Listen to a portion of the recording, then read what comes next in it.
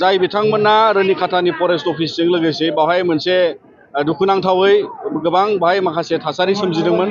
बिनि सायाव जोङो बेखौल' खावलायनो लुबैगोन जाहाथे बयबो रायजो राजा जायखि हारियानो जाया मानो जोङो गोजोन परिबेसखौ लाखिनांगौ। गणतान्त्रिक भाबै आन्दलन खालामबा जोङो मोनसे आब्रुथिजोंहाय गोजोनै आन्दलन खालामनांगौ आरो बेखायनो जोङो मिजिंथियो उन समाव जाहाथे बिथांमोनहाबो बुजिनानै आयेनखौ आखायाव लाया हसियानो माखासे गोजोन थासारिखौ बसायनानै लाखिगोन आरो अरायसम बड'लेण्डआव गोजोन आरो शान्तिखौ लानानै दावगालांनांगौनि थाखाय जों आसा खालामो। सार जिहेतु बिटिसिनि गाहायमा फोसावनाया बिथाङा फोरमायदों जिहेतु इएम डिपार्टमेन्टआ फरेस्ट डिपार्टमेन्टआ जेबो गोहो गैया होननानै बिथांमोना फोरमायदों। बिनि सायाव मा बुंनो बिथांमोना जिहेतु रिजार्भ फरेस्ट नेशनेल पार्क आरो लोगोसे बड'लेण्ड सरकारा गावसोर बायदि नायबिजिरनायनि खोथाखौ लानानै बिथांमोना रिपर्ट होनायनि खोथाखौ बुंदों। दा बिथांमोना जिबादि डिपार्टमेन्टेल इनिसियेटिभ लानांगौ जों सानो बिथांमोना लानांगौ आरो बिनि थाखायनो जायखिजाया बड'लेण्डआ बिबान हिसाबै बड'लेण्डनि डिपार्टमेन्ट हिसाबै बिथांमोना